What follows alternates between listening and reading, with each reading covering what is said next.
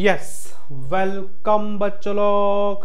तो हम क्लास 11 का केमिकल इक्विलिब्रियम टॉपिक चालू करने वाले हैं। तो इक्विलिब्रियम टॉपिक तो अभी दो हिस्सों में बांटा है बच्चों लोग, एक तो केमिकल इक्विलिब्रियम और दूसरा है आयनिक इक्विलिब्रियम। तो लगभग सब जो बोर्ड है, ओके, सब स्टेट बोर्ड है किसी का या कोई सीबीएसई बोर्ड से है, तो सब बोर्ड के अंदर केमिकल इक्विलिब्रियम 11 के सिलेबस में होना चाहिए। 11 के सिलेबस में कोई दिक्कत नहीं है, बट केमिकल इक्विलिब्रियम कि जो 11 के सिलेबस में होना चाहिए था, बहुत सारे स्टेट बोर्ड के अंदर वो 11 सिलेबस के अंदर है, सीबीएसई बोर्ड के अंदर भी 11 सिलेबस के अंदर है, बट कुछ बोर्ड के अंदर उसको 12 सिलेबस के अंदर कन्वर्ट किया है, 12 सिलेबस के अंदर लेके गए। ठीक है, तो मैं क्या समझता हूं, केमिकल इक्विलिब्रियम है तो अभी आप कोई भी बोर्ड से हो तो केमिकल इक्विलिब्रियम 11th में खत्म करेंगे, बट जो बच्चे आयनिक इक्विलिब्रियम में 12th में पढ़ रहे हैं, ओके, उन बच्चों के लिए आपको केमिकल इक्विलिब्रियम में आपने भले ही इसके पहले किया है, ठीक है, बट 11 का थोड़ा सा केमिकल इक्विलिब्रियम कंप्लीट करना है। ठीक है, तो आगे जाने से पहले कि आयनिक इक्विलिब्रियम पढ़ने से पहले केमिकल इक्विलिब्रियम का होना बहुत इंपॉर्टेंट है बच्चों लोग। ठीक है, यस, तो चालू करो फिर टॉपिक को। चलो, तो अभी देखो इक्विलिब्रियम, केमिकल इक्विलिब्रियम के अंदर सब मोल कंसेप्ट है, जो पार्ट है बच्चों लोग वो रिवाइज हो जाएगा आपका। चलो अभी क्लास 11 केमिकल इक्विलिब्रियम, ठीक है, केमिकल इक्विलिब्रियम। तो थोड़ा सा इक्विलिब्रियम ये जो टर्म है बच्चों लोग, ठीक है, तो इसको हम बहुत ही अच्छा सा डिस्कस करेंगे। इसको हर एक टर्म को समझ लेते हैं बच्चों लोग। पहले तो केमिकल रिएक्शन क्या होता है बच्चों लोग, बताइए केमिकल रिएक्शन मतलब क्या। यस, केमिकल रिएक्शन मतलब क्या। अभी केमिकल इक्विलिब्रियम तो हम बिल्कुल पढ़ेंगे, उसके पहले छोटी छोटी टर्म कंप्लीट कर लेते हैं। बोलो केमिकल रिएक्शन क्या होता है। केमिकल रिएक्शन मतलब एक आप बोल सकते हैं कि सिंबॉलिक रिप्रेजेंटेशन होता है any chemical change. Symbolic representation of any chemical change with respect to reactant and product। आपको कोई एक केमिकल चेंज दिखाई दे रहा है, केमिकल चेंज, ओके, तो सिंबॉलिक रिप्रेजेंटेशन करना है कि रिएक्टेंट कौन है, प्रोडक्ट कौन है, रिएक्शन कहां से कहां जा रही है। ठीक है, तो is called as chemical reaction, is called as chemical reaction.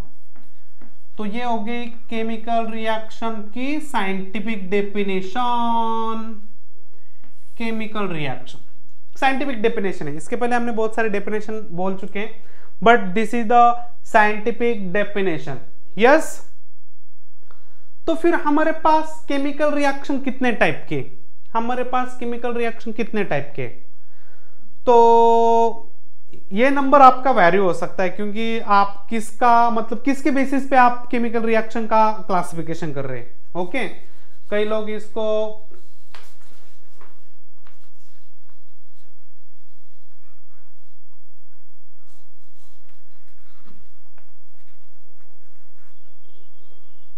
Yes, chemical reaction clear है बच्चों लोग। ठीक है, नेक्स्ट पॉइंट हम डालेंगे type of chemical reaction. Heading डालो types of chemical reaction. Types of chemical reaction.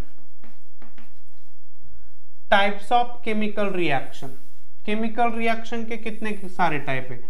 तो ये जो टाइप है वो डिपेंड करते हैं कि हम किसके बेसिस पे क्लासिफिकेशन करना चाहते हैं। तो मैं अभी यहाँ पे जो क्लासिफिकेशन, पहला वाला जो क्लासिफिकेशन कंप्लीट करने जा रहा हूँ बच्चों लोग, वो फिजिकल स्टेट है, on the basis of physical state. पहला हेडिंग डालो on the basis of on the basis of physical state. चलो, तो पहला हेडिंग डालना है on the basis of physical state. देखो, तो यहाँ पे फिजिकल स्टेट मतलब क्या? फिजिकल स्टेट मतलब क्या? कोई एक केमिकल रिएक्शन हो रही है, ओके, उसके अंदर रिएक्टेंट की आपने फिजिकल स्टेट मेंशन की है, प्रोडक्ट की फिजिकल स्टेट मेंशन की है। ऐसा भी हो सकता है कि रिएक्टेंट प्रोडक्ट की फिजिकल स्टेट सेम है, यस, या रिएक्टेंट प्रोडक्ट की फिजिकल स्टेट डिफरेंट है। तो यहां पे हम करेंगे क्या, यहां पे डिफरेंस के थ्रू इसको समझेंगे। होमोजीनियस,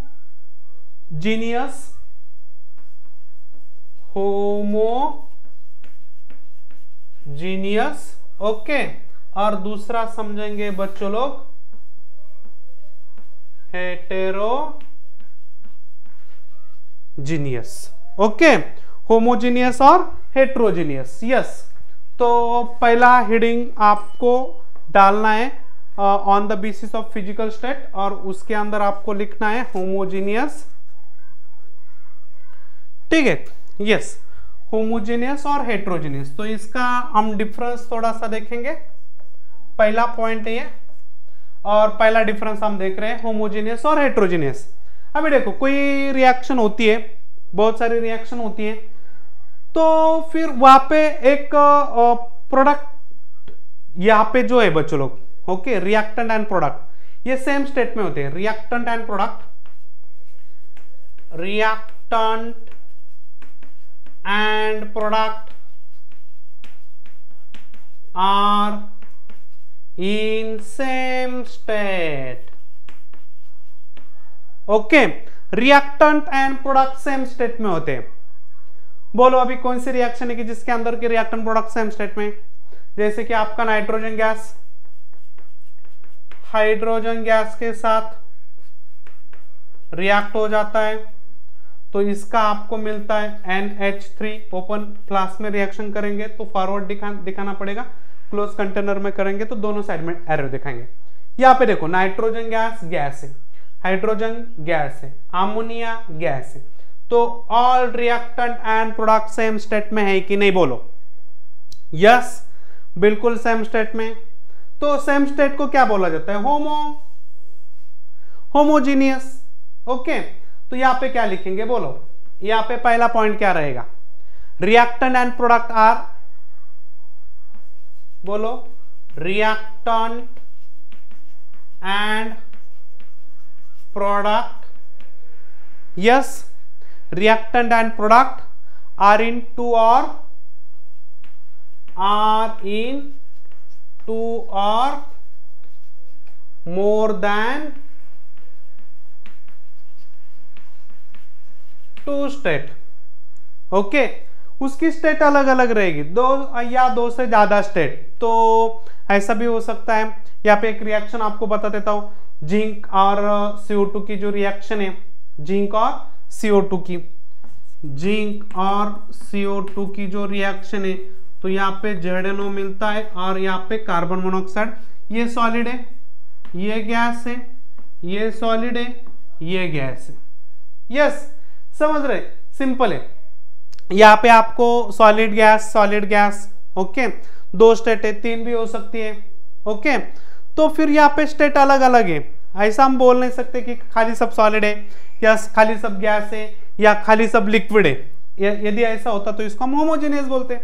यहाँ पे स्टेट चेंज मिल रही है यहाँ पे, तो यहाँ पे आपको क्या मिलने वाला है student? Hetero means different, hetero means different, ठीक है, और होमो मीन्स सेम, ठीक है। तो एकदम पॉइंट क्लियर है बच्चों लोग? यस, पॉइंट एकदम क्लियर है, यस। तो पहला जो हमने केमिकल रिएक्शन खत्म किया on the basis of physical state. तो चलो अभी इसको लिखना चाहते हैं तो लिखो फटाक सा, और सेकंड पॉइंट को हाईलाइट करेंगे बच्चों लोग, ठीक है। चलो, तो सेकंड पॉइंट डालना है heading on the basis of direction, okay. Direction के हिसाब से इसको बोलेंगे। अभी स्टेट के हिसाब से हो गया, ठीक है। तो एक तो स्टेट के हिसाब से दो ही आएगा, एक तो आपका होमोजेनियस आएगा और हेट्रोजेनियस आएगा, ठीक है। अभी on the basis of direction, okay, तो चलो सेकंड हेडिंग डालना है on the basis of direction, यहां पे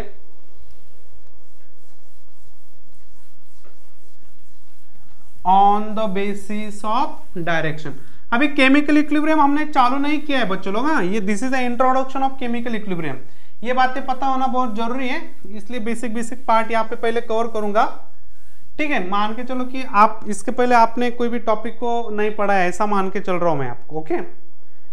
यस, दूसरा डालना है on the basis of direction, दूसरा heading on the basis of direction. Yes, तो डायरेक्शन से हिसाब से बोलेंगे तो क्या बोल सकते हैं यहाँ पे। एक तो पहला बोलेंगे आप रिवर्सिबल, और दूसरा क्या बोलेंगे बोलो यहाँ पे, दूसरा इरिवर्सिबल। यस,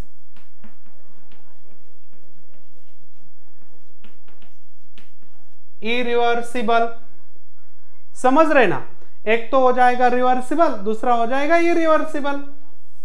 चलो तो डायरेक्शन के हिसाब से समझते हैं। इसके अंदर आपको पहला पॉइंट डालना है। यस, पहला पॉइंट बोलो, पॉइंट नंबर 1 क्या हो जाएगा, प्रोडक्ट जो है, यस, रिवर्सिबल के अंदर, yes, product can be converted back into, product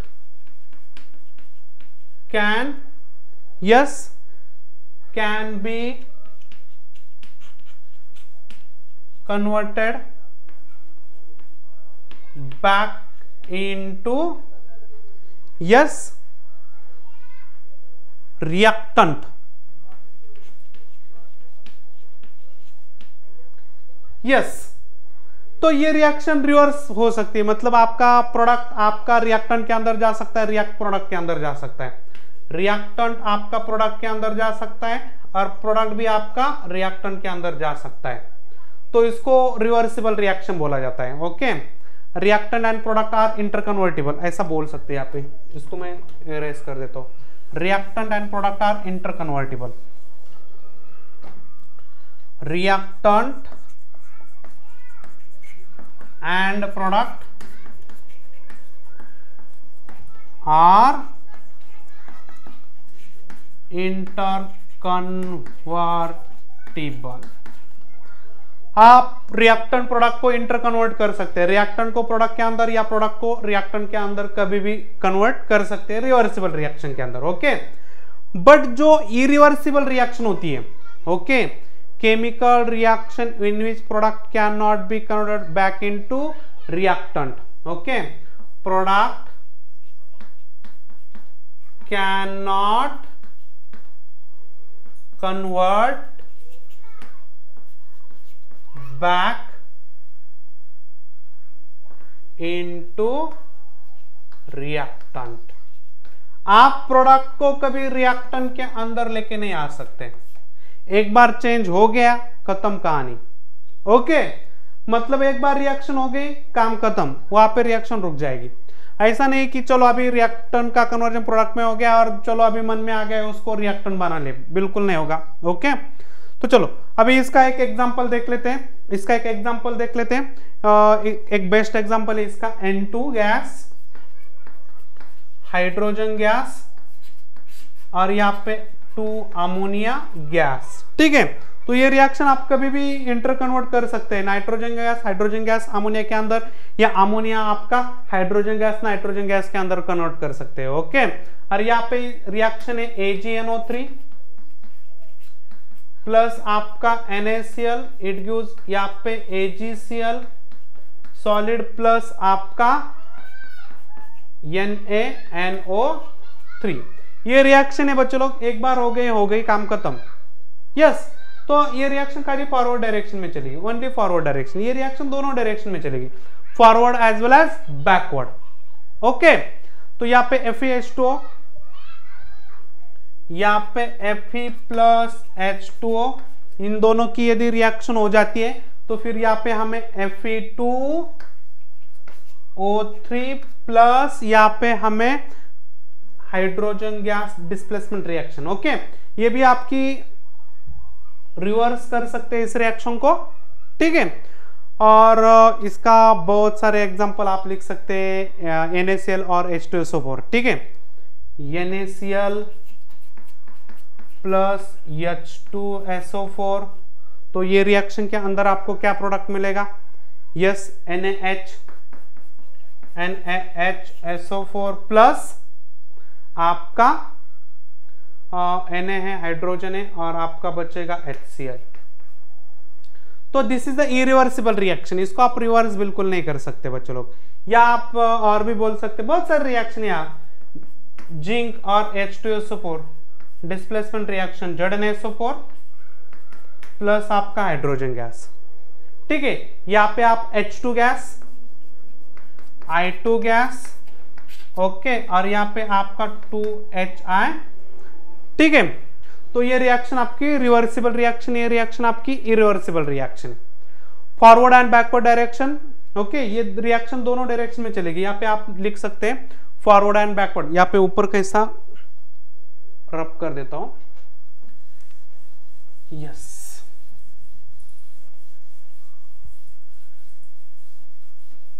तो ये पॉइंट सब नोट करना है बच्चों लोग, ये पॉइंट आपको नोट करने हैं, सब बहुत ही इंपॉर्टेंट है। आप अपने खुद के नोट्स बनाइए बच्चों लोग, ताकि बार बार आपको फिर से वो रटने का टाइम नहीं। ओके, तो एक बार आपने नोट्स बना लिए तो दूसरी बार आपको रिवीजन के टाइम यही रीड करना है या आपको डायरेक्टली लेक्चर चालू करना है। ओके, यस बच्चों लोग, फॉरवर्ड एंड बैकवर्ड, यहाँ पे इसके अंदर आप लिख सकते हैं कि forward direction and backward direction,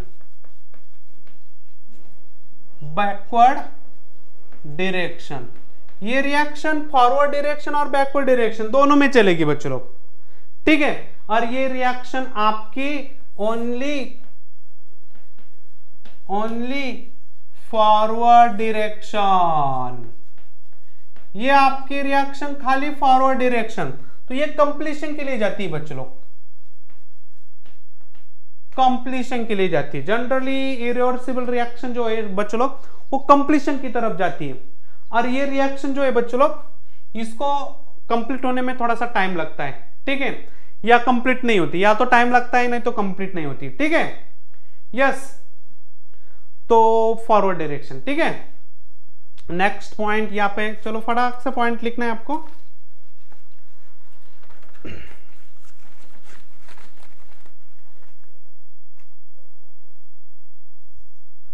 yes, यहाँ पे आपको यदि रिवर्सिबल रिएक्शन करनी है बच्चों लोग, रिवर्सिबल रिएक्शन आपको करनी है, ओके, तो ये क्लोज कंटेनर में करनी पड़ेगी आपको। पॉसिबल इन क्लोज कंटेनर, ये रिएक्शन पॉसिबल है कहां पे? बट क्लोज कंटेनर के अंदर। तो ये फिर क्या करेगी? इट अटेन इक्विलिब्रियम की जो टॉपिक हमें पढ़ना है बच्चों लोग, ओके, इक्विलिब्रियम नाम का टॉपिक हमें पढ़ना है, ठीक है। यस, तो अभी इसकी तो कहानी चालू करनी है बच्चों लोग, ओके। तो ये नाम आना बहुत जरूरी था, तो आ गया अभी वो नाम। तो इस नाम के अंदर बहुत सारे हम पढ़ने वाले, ठीक है। यस, तो पॉसिबल इन क्लोज कंटेनर के अंदर आपकी रिएक्शन यदि हो तो बहुत अच्छा है, वो जल्दी इक्विलिब्रियम पे आएगी, ठीक है। और गैस की रिएक्शन है तो उसको यदि आप इक्विलिब्रियम में पढ़ रहे हैं, कोई गैस है मतलब रिएक्टेंट हो या प्रोडक्ट है, और वो गैस है, तो फिर उसको आपको यदि इक्विलिब्रियम में लेके जाना चाहते हैं, ओके, तो 100% उस कंटेनर को क्लोज करना है, ठीक है। आपको उसको क्लोज ही करना पड़ेगा यदि कोई गैस है तो, क्योंकि गैस ऊपर निकल भी जा सकता है एटमॉस्फेयर के अंदर, तो फिर वो मान के चलो कि रिएक्टेंट गैस है, तो भी वो एटमॉस्फेयर के अंदर जाएगा तो रिएक्ट कौन होगा फिर ना, ओके। तो कंटेनर को क्लोज करना पड़ेगा। या आपका कोई प्रोडक्ट गैस बन रहा है, यदि वो ऊपर निकल जाएगा तो पीछे उसको लेके नहीं आ सकते ना, क्योंकि अभी वो गैस है ही नहीं वहां पे बचा, वो तो पूरा एटमॉस्फेयर में चला गया, ठीक है। इसलिए क्लोज कंटेनर होना बहुत इंपॉर्टेंट है बच्चों लोग, ठीक है। तो समझ में आया होगा बच्चों लोग? यस, कोई डाउट है? कोई डाउट नहीं। तो यहाँ पे दिस यहाँ पे लिखो these reaction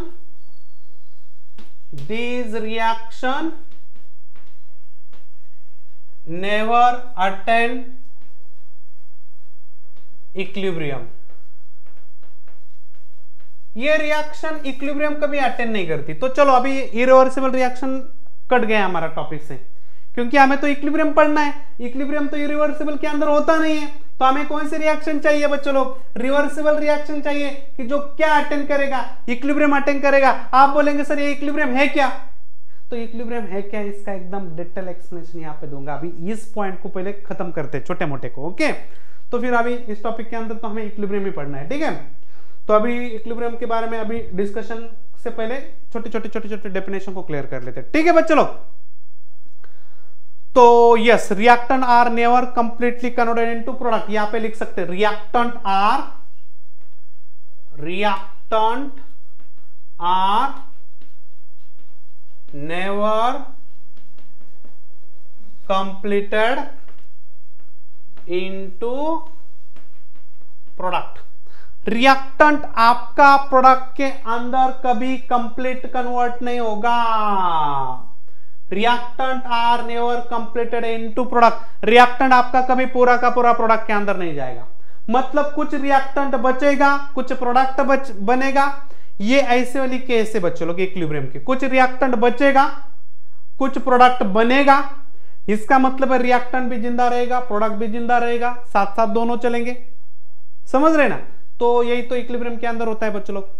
और यहाँ पे क्या होता है, जो इरिवर्सिबल रिएक्शन होती है बच्चों लोग, यहाँ पे इरिवर्सिबल रिएक्शन के अंदर आपका reactant are nearly completed. Okay, reaction are nearly completed. यहाँ पे लिखता हूं रिएक्शन आर नियरली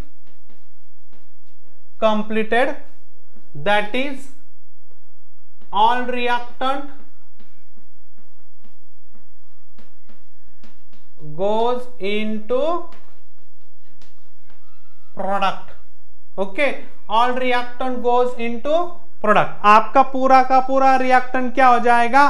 प्रोडक्ट के अंदर कन्वर्ट हो जाएगा। पूरा का पूरा रिएक्टेंट, मतलब कुछ टाइम के बाद आपका रिएक्टेंट बचेगा ही नहीं, वो पूरा का सीधा सीधा आपका प्रोडक्ट के अंदर दिखेगा, ठीक है।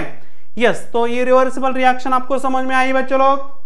कोई डाउट है रिवर्सिबल के अंदर? ठीक है, तो कोई डाउट नहीं है। ओके, नेक्स्ट, तो नेक्स्ट देख लेते हैं बच्चों लोग। यस, और इसके अंदर क्या बोल सकते हैं?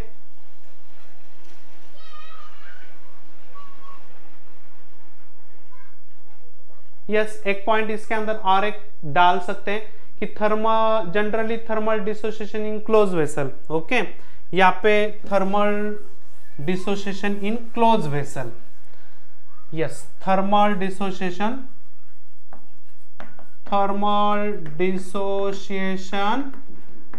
In close vessel.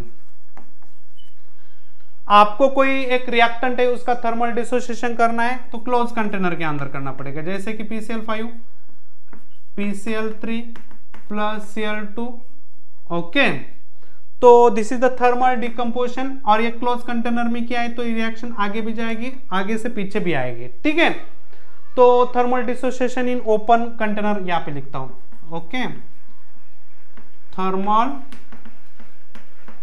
Dissociation in open vessel. Yes बच्चों लोग, तो यहाँ पे आप रिएक्शन लिख सकते हैं KClO3। ओके, मोल कंसेप्ट के अंदर की रिएक्शन है। 2 mole of KClO3 is converted into 2 mole of KCl plus 3O2। यहाँ पे देख सकते हैं। यस, तो this is the open container में की गई रिएक्शन, इसलिए वो पूरा का पूरा आपका रिएक्टेंट से प्रोडक्ट में जाएगी, ठीक है। इसको हमने मोल कंसेप्ट के अंदर पढ़ा है बच्चों लोग, ठीक है।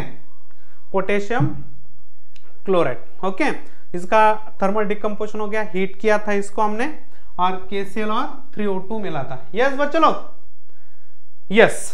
तो नेक्स्ट पॉइंट यहाँ पे, और इसके अंदर आप रिएक्शन लिख सकते हैं HI के 2 मोल, इट गिव्स H2 प्लस, ठीक है।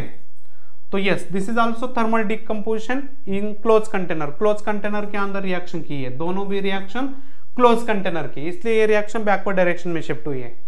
यस, तो अभी यहां पे कोई दिक्कत वाली बात, यहां पे कोई दिक्कत वाली बात? यस, और एक इसके अंदर बहुत इंपॉर्टेंट पॉइंट है, ये पॉइंट मैं इरेज करता हूं।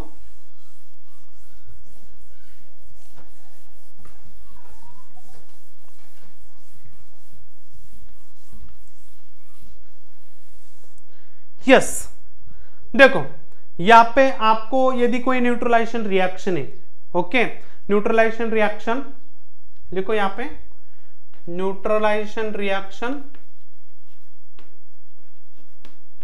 Neutralisation reaction of, okay, neutralisation reaction except, यहां पे except strong acid and strong base.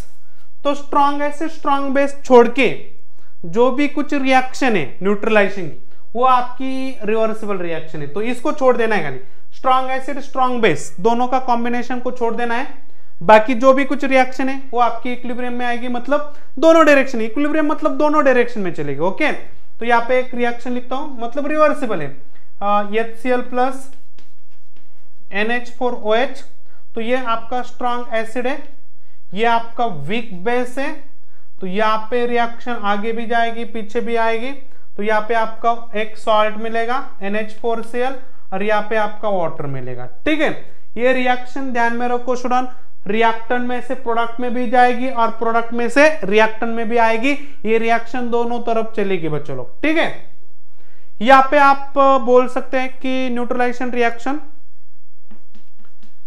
Neutralisation reaction between strong acid and strong base. चलो बोलो, स्ट्रॉन्ग एसिड कौन है? ये सिर्फ पानी के अंदर डालना है, NaOH किसके अंदर डालना है? पानी के अंदर डालना है, तो पानी के अंदर इनके आयन फटाक से बनेंगे और यहाँ पे NaCl और अनडिसोसिएटेड फॉर्म ऑफ वाटर बनेगा, ये भी पानी के अंदर आयनिक फॉर्म में रहेगा, बट रिएक्शन समझने के लिए NaCl लिख रहा हूं।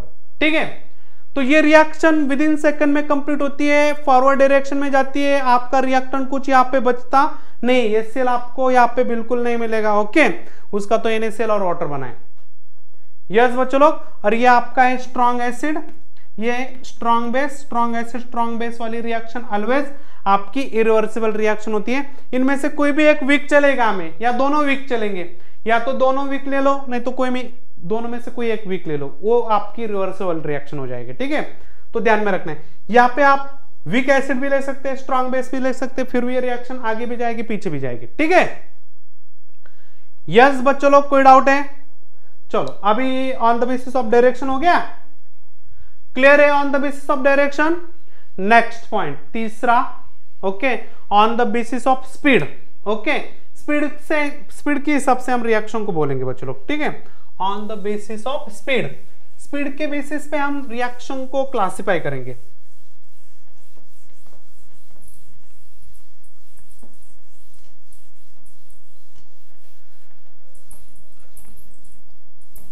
छोटा टॉपिक है बच्चों लोग, मतलब जेई में इसके equilibrium, chemical equilibrium, ionic equilibrium, दोनों में से एक क्वेश्चन आपका हो सकता है, कई कबार दो क्वेश्चन भी आते हैं, बट नीट में आपके फिक्स दो क्वेश्चन है। जेई में आपका एक क्वेश्चन बनेगा, दो बहुत ही कम केस से बनने की, बट नीट में आपको इसके ऊपर दो क्वेश्चन बिल्कुल बनेंगे बच्चों लोग। ओके, तो नीट वाले बच्चों इसको बड़ा ध्यान से देखना है।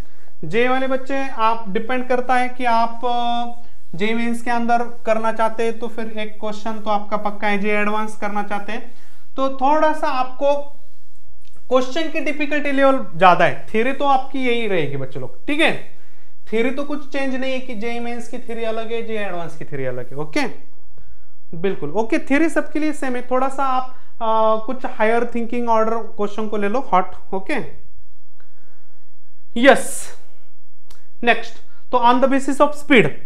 ओके, तीसरा, ऑन द बेसिस ऑफ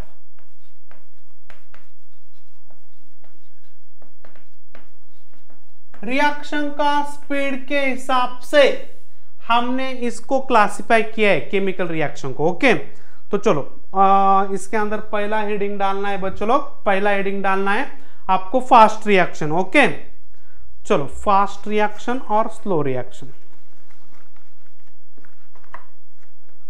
तो फास्ट रिएक्शन और दूसरी स्लो रिएक्शन, ठीक है। तो चलो यहां पे लिखता हूं आपका फास्ट रिएक्शन, ठीक है। तो इसके अपोजिट हो जाएगा slow reaction.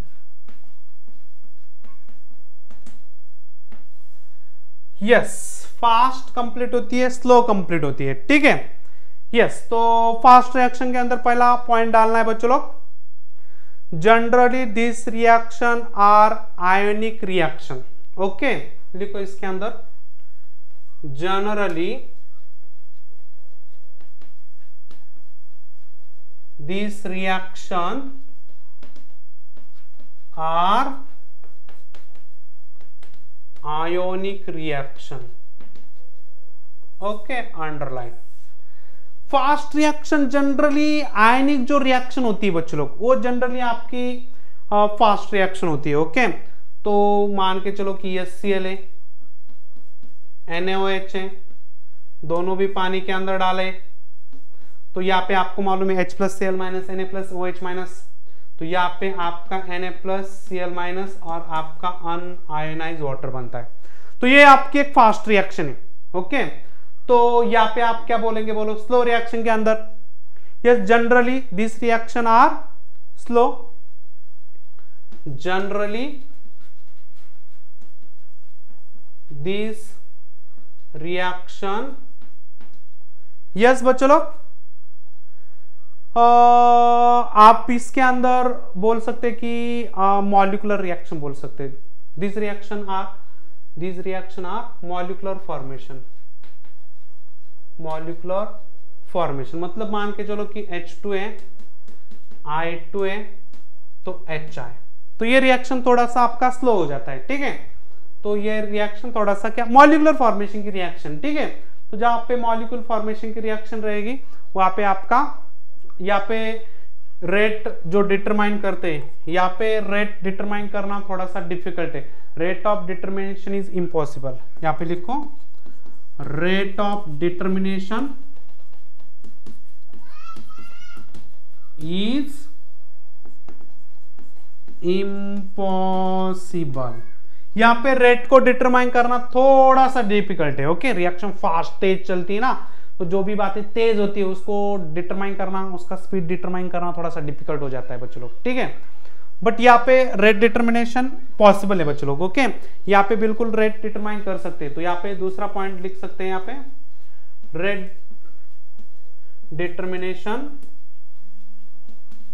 Yes rate determination possible, यहाँ पे बिल्कुल पॉसिबल है, रेट को डिटरमाइन करना बिल्कुल पॉसिबल है। यस बच्चों लोग इसके अंदर कोई डाउट है अभी, यस कोई डाउट नहीं। चलो तो next, on the basis of speed हो गया। तो इसके अंदर दो ही पॉइंट है, एक स्लो रिएक्शन एक फास्ट रिएक्शन, इसके अंदर दो सब पॉइंट है। फास्ट रिएक्शन जो होती है आयनिक कंपाउंड के अंदर मिलती है, स्लो रिएक्शन आपको मॉलिक्यूलर फॉर्मेशन मिलती है। फास्ट रिएक्शन का रेट डिटरमाइन करना डिफिकल्ट है, स्लो रिएक्शन का रेट हम धीरे धीरे चलती है तो रेट हम उसका निकाल सकते हैं, कितना स्पीड से जा रहा है, कितना टाइम ले रहा है। ओके यस तो नेक्स्ट वाला हेडिंग, यस चालू करो, ठीक है। On the basis of heat, on the basis, fourth point, on the basis of heat.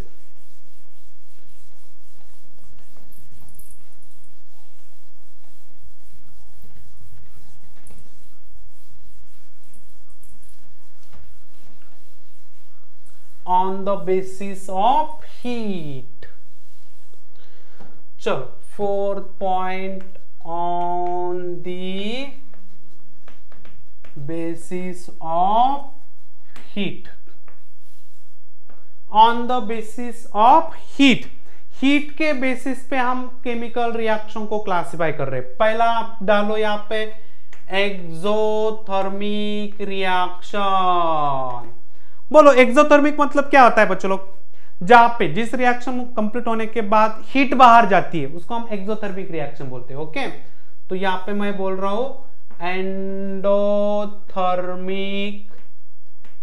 Okay, एक एक्सोथर्मिक है, एक एंडोथर्मिक है। ओके, मतलब एंडोथर्मिक के अंदर क्या होता है, वो रिएक्शन आगे जाने के लिए हीट की जरूरत है, मतलब हीट एब्जॉर्ब करने के बाद वो आपका रिएक्टेंट प्रोडक्ट के अंदर जाता है। समझ रहे ना, मतलब हीट, विदाउट हीट ये रिएक्शन आगे जाना थोड़ा सा डिफिकल्ट है। बट एक्सोथर्मिक के अंदर क्या होता है, वहां पे रिएक्टेंट के अंदर बहुत सारी एनर्जी भरी हुई है, तो उसको एनर्जी नहीं चाहिए, स्टेबिलिटी बनानी है, तो वो रिएक्शन जब हो जाएगी तो हीट बाहर छोड़ेगा। ठीक है, तो अभी इसके अंदर लिखो heat is evolve, yes, heat is evolve, yes, heat is evolve in this reaction. इस रिएक्शन के अंदर हीट क्या हो रही है, इवॉल्व हो रही है, बाहर जा रही है, that is loss of energy. यहां पे लॉस ऑफ हीट बोलता हूं, हीट का लॉस होता है। ठीक है, बाहर जाती है ना हीट, यस। तो यहां पे हीट इज एब्जॉर्ब बोलेंगे बच्चों लोग, heat is absorb in this reaction. इस रिएक्शन के अंदर हीट क्या हो जाएगी बच्चों लोग, इस रिएक्शन के अंदर हीट एब्जॉर्ब हो जाएगी, ऐड हो जाएगी। तो यहां पे आप क्या बोल सकते हैं, दैट इज हीट गेन बोल सकते हैं, हीट गेन बोल सकते हैं यहां पे। ओके, तो बोलो अभी यहां पे बात क्या है, यस, एक रिएक्शन लिखते हैं, reactant to product. Okay, reactant to product, आपकी कोई रिएक्शन जा रही है, वो आपकी फॉरवर्ड डायरेक्शन की हो या इक्विलिब्रियम की हो। ठीक है, मान के चलो कि आपकी कोई भी एक रिएक्शन पकड़ो। ओके, और यहाँ पे आपका जब रिएक्टेंट प्रोडक्ट के अंदर जा रहा है तो वो एक्स कैलोरी इतनी एनर्जी बाहर भी छोड़ रहा है, तो यहाँ पे उस रिएक्शन का डेल्टा एच नेगेटिव बताना है आपको। एक्सोथर्मिक रिएक्शन का डेल्टा एच नेगेटिव बताना है। बोलता हूं आपको नेगेटिव क्यों, यहाँ पे इसकी हीट H1, इसकी हीट H2। अभी इसकी हीट आपकी थी 15 और इसकी हीट है 5, इसकी एनर्जी 15 है, इसकी एनर्जी 5 है। तो यहाँ पे आप delta H is equal to H2 minus H1 करेंगे तो 5 माइनस 15, तो यहाँ पे बाहर कितनी जाएगी, 10 किलो कैलोरी इतनी हीट बाहर जाएगी। माइनस मतलब ये बाहर गई हुई एनर्जी, तो माइनस मतलब बाहर गई, डिफरेंस जो है वो माइनस आ रहा है, मतलब इसका मतलब एनर्जी बाहर जा रही है। ठीक है, तो ध्यान में रखना है, जब भी एक्सोथर्मिक रिएक्शन आएगा तो डायरेक्टली यहाँ पे दिमाग के अंदर डेल्टा एच नेगेटिव। ओके, अभी कोई सवाल जवाब नहीं। ठीक है, यहाँ पे आपको ऑलरेडी एक्सप्लेन किया है, H1 पहले वाला जो रिएक्टेंट था उसके अंदर एनर्जी ज्यादा थी, प्रोडक्ट बना उसकी एनर्जी कम है, इसका मतलब यहाँ पे कुछ एनर्जी बाहर गई है। कितनी एनर्जी बाहर गई है, 10 किलो जूल। एनर्जी कभी नेगेटिव नहीं होती है, नेगेटिव इज अ डायरेक्शन, मतलब अंदर आ रही है बाहर आ रही है, बाहर जा रही है तो नेगेटिव, अंदर आ रही है तो पॉजिटिव। ठीक है, बात खत्म। यस, यहाँ पे आपकी कोई केमिकल रिएक्शन होती है, रिएक्टेंट, रिएक्टेंट के अंदर आपने x kilo calorie energy add की और आपका प्रोडक्ट बन गया। ओके, तो यहाँ पे आपका क्या हो जाएगा बच्चों लोग, this is the H1, this is the H2। तो यहाँ पे इसकी आपकी मान के चलो 10 है, यहाँ पे 20 है, तो इसका मतलब क्या है, delta H is equal to क्या हो जाएगा, H2 माइनस H1, 20 माइनस 10, तो यहाँ पे 10 है, तो डेल्टा H, इसका साइन पॉजिटिव आ गया, इसका मतलब है 10 kilo joule energy is absorb. तो यहाँ पे आप लिखेंगे बच्चों लोग कि डेल्टा H इस रिएक्शन के लिए पॉजिटिव होता है, मतलब डेल्टा H पॉजिटिव मतलब हीट ऐड हो जाती है बच्चों लोग। ठीक है, यस, कोई डाउट नहीं है। चलो, तो अभी रिएक्शन खत्म। ओके, टोटल जितनी भी केमिकल रिएक्शन थी बच्चों लोग, ओके, पहले तो हमने देखा कि फिजिकल स्टेट, आप उसके बाद डायरेक्शन, उसके बाद हीट, ठीक है, उसके बाद उसका स्पीड। ओके, तो ये सब क्लासिफिकेशन यहाँ पे केमिकल रिएक्शन का खत्म हुआ है बच्चों लोग। ठीक है, अभी देखो हमारा क्लास 11 का जो टॉपिक है, पहला क्लास 11 का पहला टॉपिक कौन सा है, कौन सा पढ़ना है आपको, क्लास 11 का पहला टॉपिक आपको कौन सा पढ़ना है, मोल कंसेप्ट, ठीक है। नेचुरली सब लोग उसको पहले पढ़ाते हैं, ओके। तो मैंने भी आपको पहला टॉपिक मोल कंसेप्ट पढ़ा दिया है। तो अभी मोल कंसेप्ट यहाँ पे हमें बिल्कुल याद दिलाएगा बच्चों लोग, ठीक है। जैसे कि मम्मी की याद आती है ना, बाहर है आप, ओके, पढ़ने आप बाहर गए तो फिर आपको मम्मी की याद आती है बार बार, तो वैसे मोल कंसेप्ट आपकी मम्मी है, ओके। तो अभी चलो मम्मी के पास जाते हैं, चलो। तो मोल कंसेप्ट, अभी मोल कंसेप्ट में से आपको कौन सा पार्ट लगने वाला है बच्चों लोग, मोल कंसेप्ट वो बता देता हूं आपको। मोल कंसेप्ट में से आपको जो पार्ट लगने वाला है वो कौन सा है, सबसे पहले कि आपको नंबर ऑफ मोल के कैलकुलेशन आनी चाहिए, नंबर ऑफ मोल्स, ये कैलकुलेशन आनी चाहिए। मतलब 3 फॉर्मूलेस, कौन से 3 फॉर्मूलेस बोलो, नंबर ऑफ मोल के 3 फॉर्मूलेस है। एक पहला फॉर्मूला है गिवन मास ग्राम के अंदर divide by molar mass, yes. दूसरा फॉर्मूला गिवन नंबर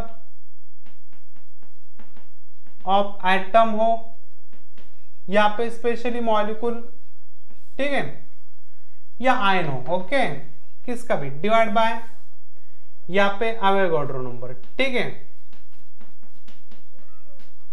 इसको Na या N0 भी बोला जाता है, ठीक है, यस। कोई भी सिंबल यूज कर सकते हैं बच्चों लोग, Na या No। तीसरा फॉर्मूला है आपका नंबर ऑफ मोल कैलकुलेट करने का, given volume in litre divide by 22.4 litre, ठीक है। और this formula is only for gas, ये सॉलिड लिक्विड गैस, ओके, तीनों के लिए, ये भी सॉलिड लिक्विड गैस तीनों के लिए, और ये ओनली फॉर गैस के लिए, यस बच्चों लोग। तो यहाँ पे आपके नंबर ऑफ मोल कैलकुलेट हो जाएंगे और ये आपको एट एसटीपी पे करना है, एसटीपी, ओके, यस। तो ये 3 फॉर्मूले बिल्कुल याद होना बहुत जरूरी है, ओके। उसके बाद आपको एक फंडा बताता हूं, एक्टिव मास। एक्टिव मास मतलब क्या, एक्टिव मास कि how many mole present in how much volume of solution, okay, how much mole is present in how much volume। मतलब आप सीधा सीधा बोल सकते हैं कि this is the concentration. Active mass जो होता है बच्चों लोग वो कॉन्सेंट्रेशन है, ओके। इन शॉर्ट इसको कॉन्सेंट्रेशन बोल सकते हैं। तो कॉन्सेंट्रेशन की भी बहुत सारी है, मोलैरिटी है, कैपिटल एम, मोलैलिटी है स्मॉल एन, नॉर्मेलिटी है capital N, okay, mole fraction है, ओके, ठीक है। तो यस, बहुत सारे प्रॉब्लम यहाँ पे कॉन्सेंट्रेशन की टर्म लिख सकते हैं, पीपीएम भी लिख सकते हैं, ठीक है। इनकी जरूरत पड़ने वाली नहीं है फिलहाल, अभी मोलैरिटी, मोलैलिटी, नॉर्मेलिटी से काम चला लेंगे, most of the molarity use करेंगे, ठीक है। तो मोस्ट ऑफ द इस टॉपिक में हम जो कॉन्सेंट्रेशन यूज करने वाले हैं मोलैरिटी। मोलैरिटी मतलब क्या रहे, यस, मोल पर लीटर, ठीक है, यस, कितने मोल कितने लीटर के अंदर है, इसको मोलैरिटी बोला जाता है। तो एक्टिव मास, अभी एक्टिव मास सॉलिड के लिए, अभी देखो आपका मान के चलो कि कोई सॉलिड है 10 ग्राम का, और आपको पूछा जाता है कि कोई सॉलिड है और इसका एक्टिव मास क्या है, तो इसका एक्टिव मास 1 आएगा बच्चों लोग। आप चाहे उसको 1000 ग्राम ले लो, ओके, 10,000 ग्राम ले लो, इसका एक्टिव मास 1 आएगा। कोई भी सॉलिड हो, ओके, कोई भी सॉलिड हो, वो कितने भी ग्राम का हो, चाहे 10 ग्राम का हो, 100 ग्राम का हो, 1 ग्राम का हो, उसका एक्टिव मास आपको 1 मानना है। क्योंकि एक्टिव मास का फंडा क्या है बच्चों लोग, कितना मोल कितना लीटर के अंदर है प्रेजेंट। तो या तो कोई वॉल्यूम का आता पता नहीं है, तो फिर यहाँ पे आपको कितना भी मास हो, कितना भी ज्यादा हो कम हो, उसका आपको एक मानना है एक्टिव मास। क्लियर है पंडा? तो स्पेशली एक्टिव मास सॉलिड के लिए आपको एक लेना है, ठीक है। चलो, तो एक्टिव मास समझ में आ गया बच्चों लोग? कोई डाउट है एक्टिव मास के अंदर? ठीक है, तो number of mole, active mass ये नया फंडा। चलो, एक्टिव मास मतलब कॉन्सेंट्रेशन, बात खत्म, ठीक है। तो वर्ड आया है इस टॉपिक में, तो अभी इसको लिंक कर देते हैं। दिस इज द कॉन्सेंट्रेशन, ठीक है। एक्टिव मास मतलब how many mole present in how much volume of solution. Yes, next, अभी नेक्स्ट जो पार्ट है बच्चों लोग, stoichiometry of chemical reaction. Chemical reaction की स्टोइचियोमेट्री, ठीक है। अभी मोल के अंदर का ही पार्ट है actually, stoichiometry of chemical reaction. हम कोई भी एक बैलेंस केमिकल रिएक्शन लेते हैं तो उनके अंदर जो स्टोइचियोमेट्री का रेशो होता है बच्चों लोग, वो कांस्टेंट होता है, वो कभी चेंज नहीं होता। रेशो की बात कर रहा हूं बच्चों लोग। यस, तो यहाँ पे नेक्स्ट पॉइंट हम क्या लिखेंगे? यहाँ पे stoichiometry of chemical reaction. Yes, stoichiometry of chemical reaction. Stoichiometry of chemical reaction. Yes, तो अभी देखो, कोई भी एक बैलेंस केमिकल इक्वेशन ले लो बच्चों लोग। बैलेंस केमिकल रिएक्शन के अंदर, यस, बैलेंस केमिकल रिएक्शन के अंदर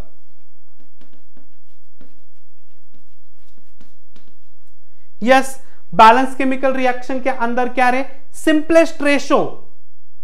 yes, simplest ratio of, yes, coefficient of reactant and product. Coefficient of reactant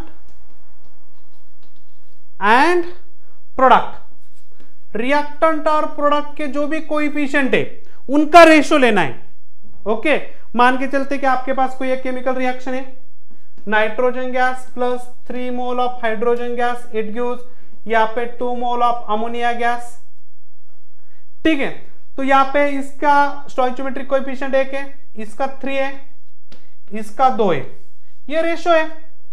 ये रिएक्शन आप ऐसा भी लिख सकते हैं, 2 mole of N2 plus 6 mole of H2, it gives 4 mole of NH3। कोई प्रॉब्लम नहीं, आपको यहाँ पे 2H2 6H2 4, फिलहाल ये रेशो आपका उतना ही आएगा, 1H2 3H2 2। ये रेशो कभी चेंज होगा कि इस रिएक्शन के लिए?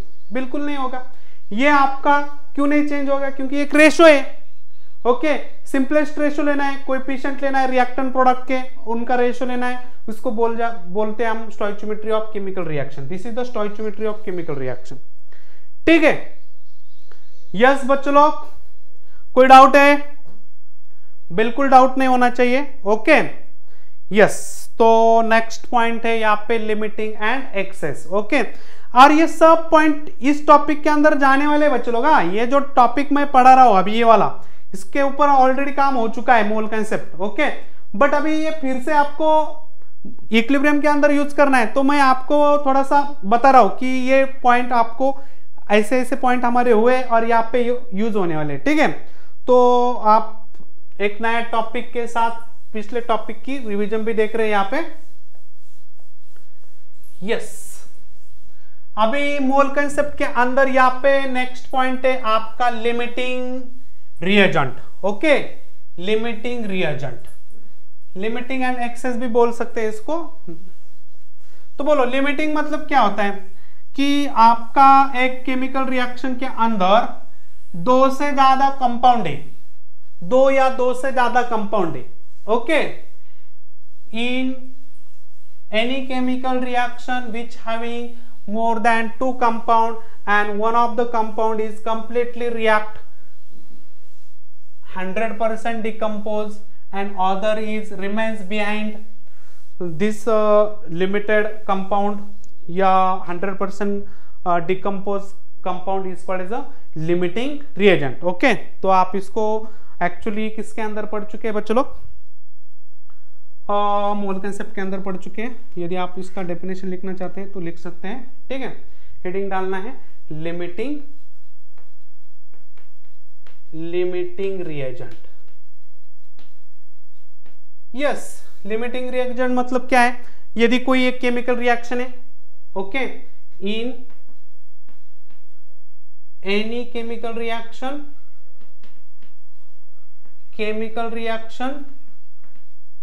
which having more than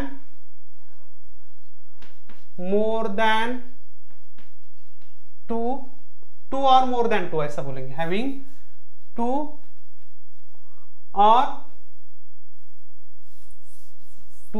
or more than 2 compound and one of the compound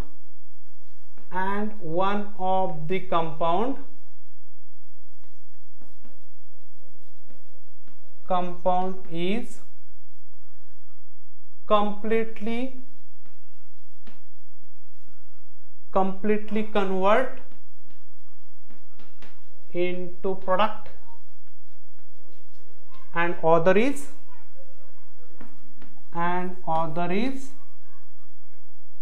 some part unreacted, that is remains behind 100. Yes, completely converted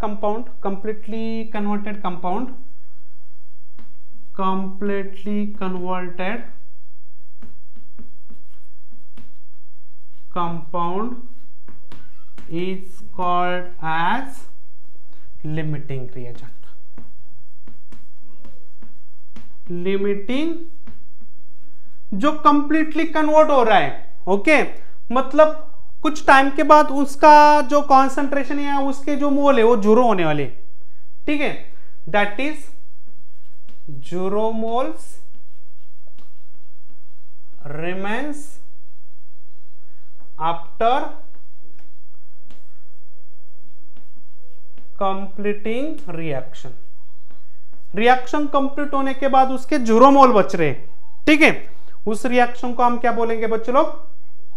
yes, limiting reagent. Yes बच्चों लोग, तो लिमिटिंग कैसे निकालना है, एक्सेस कैसे निकालना है, उसका आपको थोड़ा सा मोल कंसेप्ट रिवाइज करना पड़ेगा बच्चों लोग। ये टॉपिक विदाउट मोल कंसेप्ट हम बिल्कुल नहीं पढ़ सकते, ठीक है, तो आगे जाना है तो मोल कंसेप्ट आपको करके ही जाना है, ठीक है बच्चों लोग।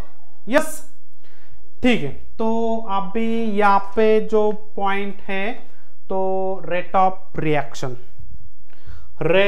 रिएक्शन, अभी ये जो रेट ऑफ रिएक्शन ये जो पॉइंट है बच्चों लोग, तो इस टॉपिक में तो जाएगा ये बिल्कुल, बट नेक्स्ट ईयर 12th के अंदर केमिकल काइनेटिक के अंदर जाएगा, ठीक है, और उसके अंदर भी आपको मोल फिर से आएगा।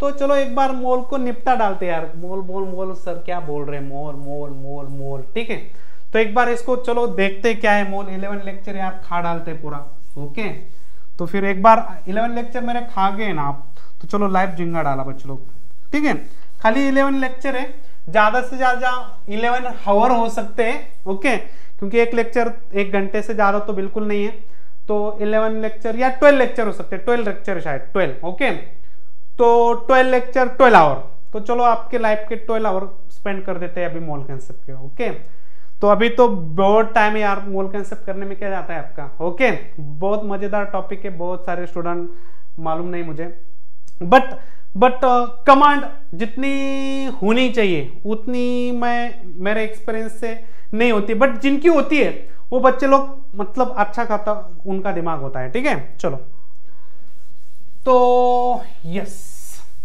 जिस बच्चों को मोल कंसेप्ट समझ गया समझो, वो उसको केमिस्ट्री में कोई प्रॉब्लम नहीं है, ओके, कोई प्रॉब्लम नहीं उसको, ठीक है। चलो, रीडिंग डालना है rate of reaction, rate of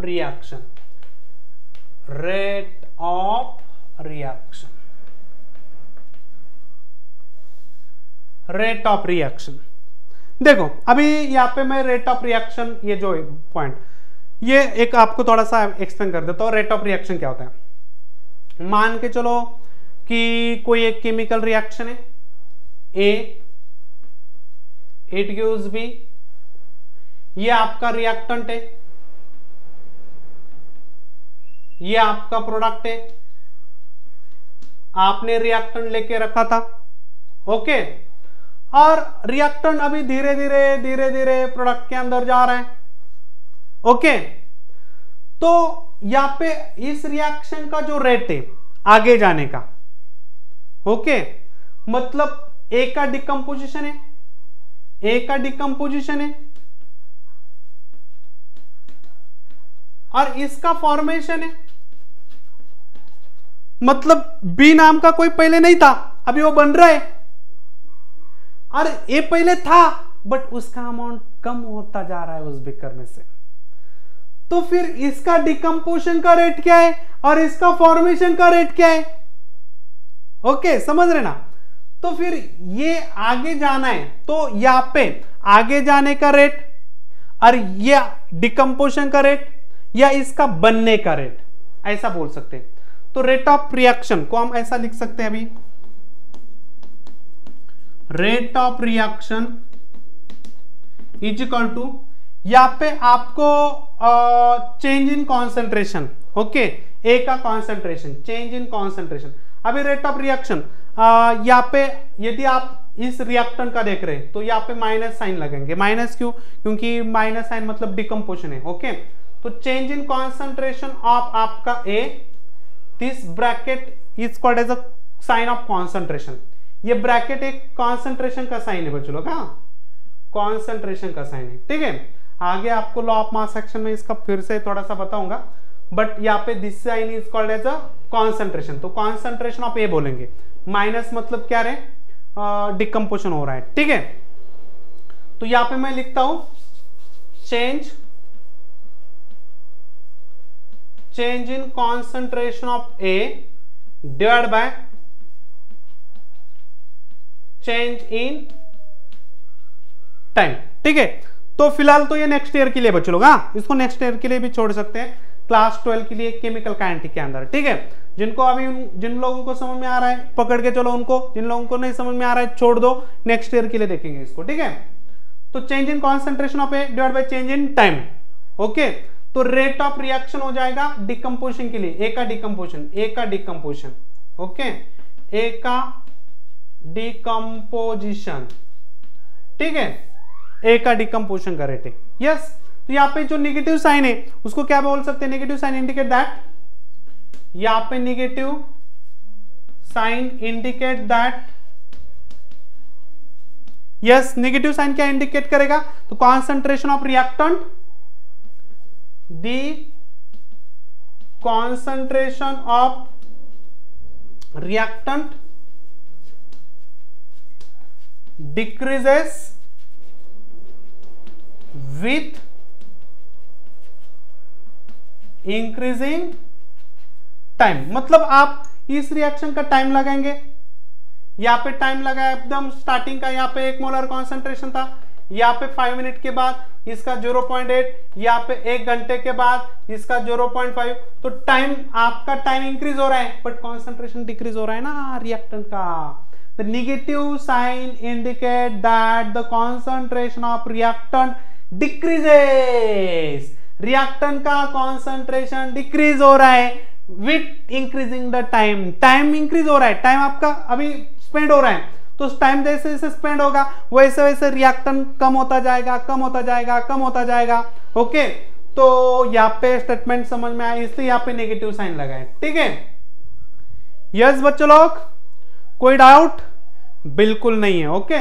यदि मान के चलो कि अभी यहाँ पे मैं विथ रिस्पेक्ट टू प्रोडक्ट बोलूं, विथ रिस्पेक्ट टू प्रोडक्ट, तो यहाँ पे रेट ऑफ रिएक्शन क्या हो जाएगा बोलो, rate of reaction, yes, rate of reaction, change in concentration, यहां पे पहले प्लस साइन लगेंगे, change in concentration of B, okay, divide by change in time, change in time. तो यहाँ पे यस बच्चों लोग, यहाँ पे आप ऐसा लिख सकते हैं, यहाँ पे चेंज के लिए डी लगाते हैं और minus A divide by change in time, ठीक है। तो यहाँ पे क्या हो जाएगा, प्लस चेंज, किसका चेंज है, बी के कॉन्सेंट्रेशन का divide by change in time, okay.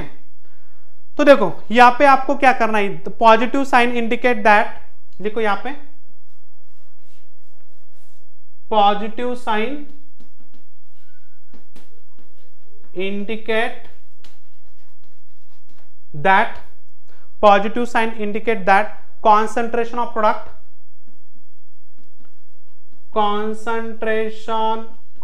product yes increases with increasing time. जैसे जैसे आपका टाइम होता जाएगा बच्चों लोग, वैसे वैसे आपका टाइम इंक्रीज हो रहा है, तो यहाँ पे इसका कॉन्सेंट्रेशन पहले 0.1, 0.2, 0.3 बढ़ता जाएगा, जितना ये घटता जाएगा उतना ये बनता जाएगा। तो टाइम इंक्रीज हो रहा है, बी का कॉन्सेंट्रेशन इंक्रीज हो रहा है, तो यहाँ पे प्लस साइन का मतलब है फॉर्मेशन हो रहा है, माइनस साइन का मतलब है डिकम्पोजिशन हो रहा है, ठीक है। और चेंज लेना है, कॉन्सेंट्रेशन का चेंज, टाइम का चेंज, कॉन्सेंट्रेशन का चेंज, टाइम का चेंज, ओके। यहाँ पे एक नोट बहुत इंपॉर्टेंट है, एक नोट बहुत इंपॉर्टेंट है, नोट को लिखो बच्चों लोग, नोट को नीचे लिखना है इसके, ठीक है। यस, नोट को क्या लिखना है बोलो, तो कॉन्सेंट्रेशन चेंज में पॉजिटिव भी हो सकता है, नेगेटिव भी हो सकता है। The concentration change, the concentration change में बी पॉजिटिव और नेगेटिव। आपका कॉन्सेंट्रेशन का चेंज पॉजिटिव हो सकता है या नेगेटिव हो सकता है, कोई भी हो सकता है। यस, कॉन्सेंट्रेशन का जो चेंज है वो आपका पॉजिटिव हो सकता है, negative, but rate of reaction is always positive, but rate of reaction is always positive. Reaction का जो रेट है वो ऑलवेज पॉजिटिव रहेगा यार। आपका ये ए बी में जा रहा है तो आपका रेट पॉजिटिव रहेगा ना बच्चों लोग, भले वो धीमे चले या फास्ट चले, बट पॉजिटिव रहेगा ना, रेट तो पॉजिटिव यार, ओके। चाहे आपका कॉन्सेंट्रेशन का चेंज नेगेटिव आए या पॉजिटिव आए। यस, नेगेटिव कम आएगा जब कॉन्सेंट्रेशन घट रहा है, तो फाइनल कॉन्सेंट्रेशन कम है, इनिशियल कॉन्सेंट्रेशन ज्यादा है, तो ये चेंज आपका नेगेटिव आएगा, यहाँ पे पॉजिटिव आएगा। यस, बट कॉन्सेंट्रेशन का चेंज पॉजिटिव नेगेटिव कुछ भी हो जाए, बट आपका रेट ऑलवेज पॉजिटिव रहेगा। तो ये नोट एकदम नोट करके रखना है, this is the important, okay. Star लगाना है बच्चों लोग नोट को, ठीक है। यस, रेट कभी नेगेटिव नहीं होता है बच्चों लोग, रेट कभी नेगेटिव नहीं होगा, ओके। तो यूनिट क्या लगाएंगे बोलो, रेट को यूनिट क्या लगाएंगे, चेंज इन कॉन्सेंट्रेशन मतलब मोलैरिटी बाय सेकंड। मोलैरिटी मतलब क्या रहे बच्चों लोग, मोल पर लीटर, ओके, मोल पर लीटर पर सेकंड, बात खत्म। Yes, this is the unit of rate, ध्यान में रखना है, मोलैरिटी पर सेकंड। यहां पे देखो कॉन्सेंट्रेशन बाय टाइम, कॉन्सेंट्रेशन मतलब मोलैरिटी बाय टाइम, तो मोलैरिटी का क्या है, मोल पर लीटर, और यहाँ पे डिवाइड बाय सेकंड, तो पर सेकंड हो जाएगा, मोल पर लीटर पर सेकंड। समझ में आ गया? यस, तो रेट ऑफ कोई एक केमिकल रिएक्शन का रेट देख लेते हैं बच्चों लोग, ठीक है। यस, तो this is the last point, okay. ये आज के लेक्चर का लास्ट पॉइंट है बच्चों लोग, ठीक है। तो yes,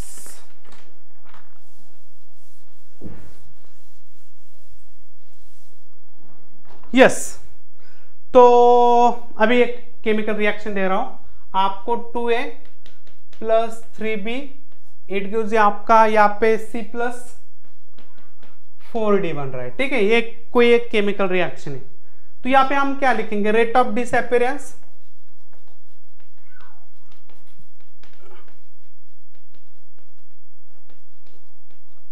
rate of disappearance, okay.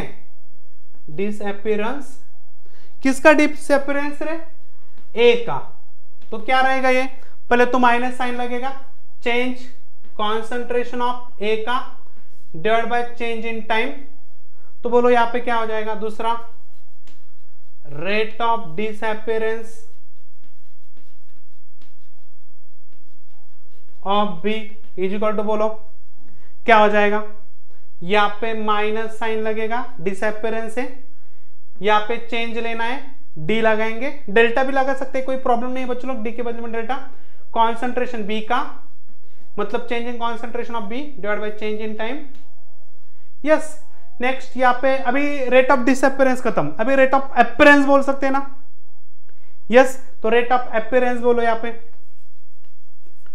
Rate of appearance of C, तो यहाँ पे प्लस साइन लगाएंगे, change in concentration of C divide by change in time.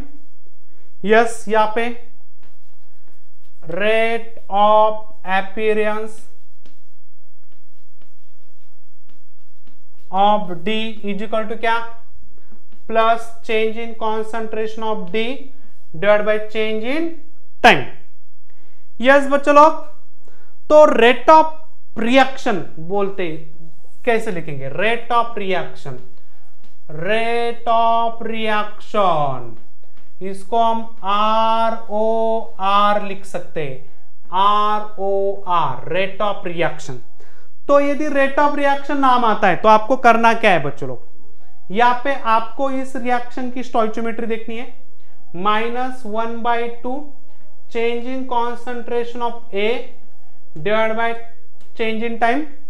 यहाँ पे डिनोमिनेटर में आपको उसका स्टोइचियोमेट्री लगाना है, माइनस क्यों लगाना है, क्योंकि डिसअपीयरेंस है। ओके, इज इक्वल टू यहाँ पे आपको लगाना है -1/3 change in concentration of B divide by change in time. यहाँ पे इज इक्वल टू 1/1 प्लस लगाना है D concentration of C divide by change in time, is equal to यहाँ पे प्लस लगाना है 1/4 change in concentration of D divide by. Yes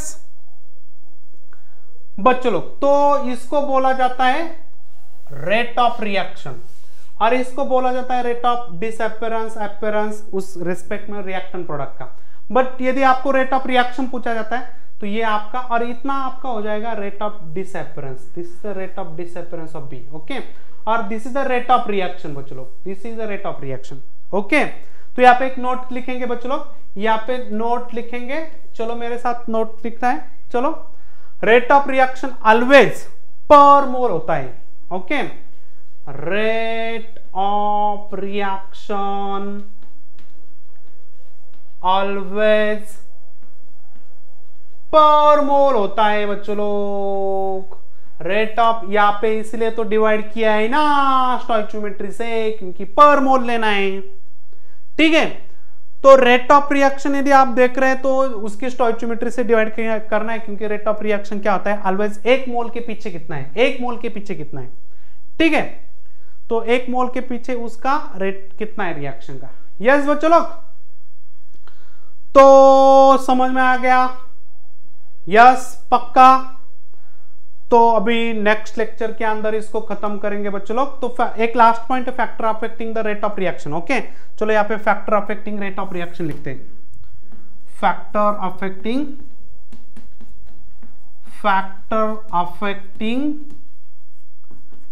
rate of reaction, rate of reaction. Okay, देखना है तो क्या क्या factor affecting rate of reaction. तो पहले तो state of matter, state of matter, तो गैस के लिए सबसे ज्यादा, उसके बाद लिक्विड, उसके बाद सॉलिड। ठीक है, यस, उसके बाद टेम्परेचर, दूसरा टेम्परेचर, तो rate of reaction is directly proportional to temperature. तीसरा है बच्चों लोग कॉन्सेंट्रेशन, तो रेट ऑफ रिएक्शन इंक्रीज हो जाता है यदि आप कॉन्सेंट्रेशन बढ़ाएंगे रिएक्टेंट का। ठीक है, तो वो आगे ज्यादा जाएगी, यदि प्रोडक्ट का बढ़ाएंगे तो आपका बैकवर्ड डायरेक्शन में आएगी। और फोर्थ है कि आपका कैटलिस्ट, तो यदि आपके पास पॉजिटिव कैटलिस्ट है, पॉजिटिव कैटलिस्ट मतलब क्या, वो रिएक्शन का स्पीड बढ़ाता है, और निगेटिव कैटलिस्ट मतलब वो रिएक्शन को स्लो कर देता है, ऐसा नहीं कि पीछे लेके आता है। हाँ, कैटलिस्ट हमेशा रिएक्शन फॉरवर्ड डायरेक्शन में लेके जाता है। तो कई कबार कैटलिस्ट फास्ट लेके जाते हैं, कई कबार कैटलिस्ट थोड़ा सा स्लो लेके जाते हैं, बट वो प्रोडक्ट के अंदर ही जाते हैं। तो पॉजिटिव कैटलिस्ट मतलब फास्ट लेके जाते हैं, नेगेटिव कैटलिस्ट मतलब वो थोड़ा सा स्लो लेके जाते हैं। तो हम पॉजिटिव कैटलिस्ट की बात कर रहे हैं। ओके, तो rate of reaction, positive catalyst क्या करेगा, रेट ऑफ रिएक्शन को इंक्रीज करेगा। ठीक है, यस। तो फैक्टर ऑफ, ये सारे factor, state of matter, gas, liquid, solid, temperature, rate of reaction बढ़ाएगा। टेम्परेचर बढ़ाएंगे तो कॉन्सेंट्रेशन रिएक्टेंट का बढ़ाएंगे तो रेट ऑफ रिएक्शन आगे जाने का बढ़ेगा। ठीक है, पॉजिटिव कैटलिस्ट आपका रिएक्शन आगे लेके जाएगा। ठीक है, यस। तो अभी नेक्स्ट लेक्चर के अंदर हम एक्चुअल जो टॉपिक है बच्चों लोग, एक्चुअल टॉपिक इक्विलिब्रियम, इक्विलिब्रियम नाम को फोकस करेंगे। यस बच्चों लोग, तो आज के लेक्चर के अंदर कोई डाउट नहीं, ये वाला जो पार्ट है वो केमिकल काइनेटिक का नेक्स्ट ईयर का पार्ट है, बट ये दोनों टॉपिक एक दूसरे से जुलते मिलते हैं, इसलिए इनको अभी एक एक के साथ मर्ज किया है मैंने। ठीक है, चलो, तो अभी कल के लेक्चर के अंदर हम फिर मिलेंगे इसके बाद का पार्ट लेके। चलो मिलते हैं बच्चों लोग, बाय।